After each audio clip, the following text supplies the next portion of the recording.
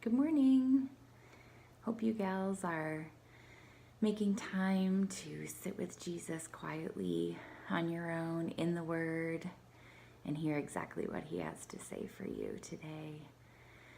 I had a really great time this morning, so I wanted to share my soap note for today is from Numbers 11, 4 through 6. Now the rabble that was among them had a strong craving, and the people of Israel also wept again and said, "Oh, that we had meat to eat.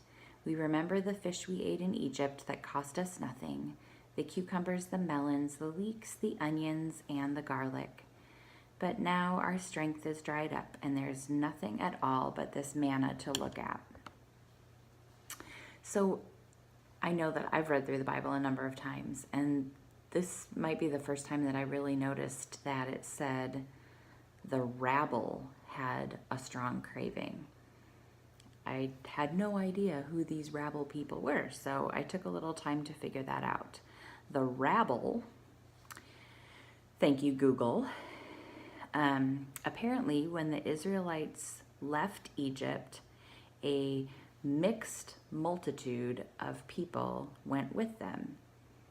So this herd of people leaving Egypt and following Moses weren't all Israelites. There were some that were just people who followed along to escape the slavery of Egypt or find something better or whatever their purpose was. They were right there along with them, which I don't think I ever really realized before.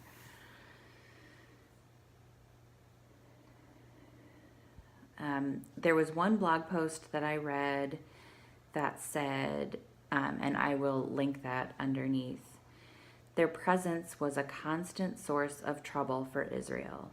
The rabble was never happy with anything. They had no patience with God or his man Moses.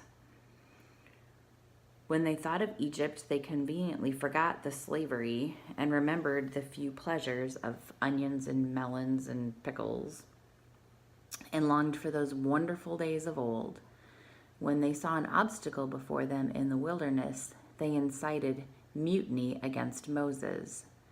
Doubt and unbelief are contagious. God's people, the true sons and daughters of Abraham, caught the disease from the rabble and harassed Moses and second-guessed God from day one. The rabble have been among the Lord's people ever since. We must not forget that mixed in with the people of faith from the very beginning, there have been outsiders and hangers-on acting as though they are members of our family.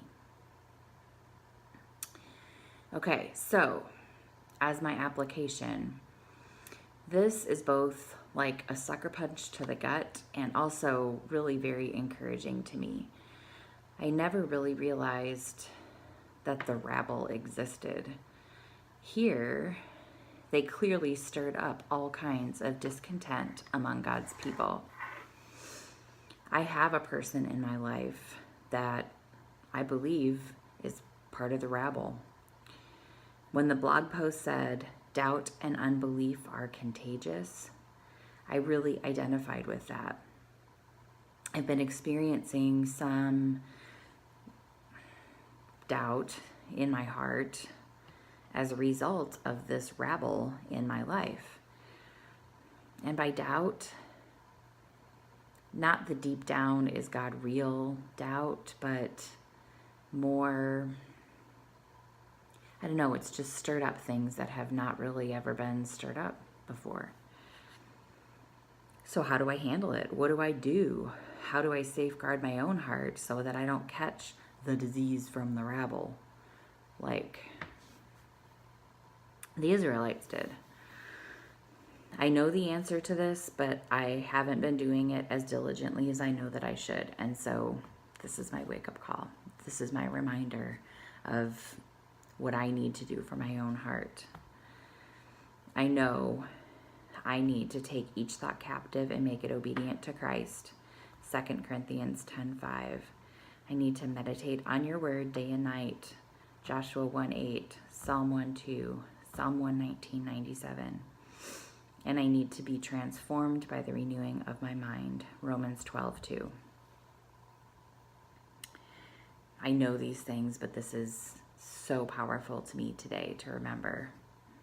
My prayer is, Lord, help me to do these things diligently. I know there is a battlefield in my mind. Help me to guard my heart, focus my thoughts, and stoke my fire for you. I love you. Have an awesome day.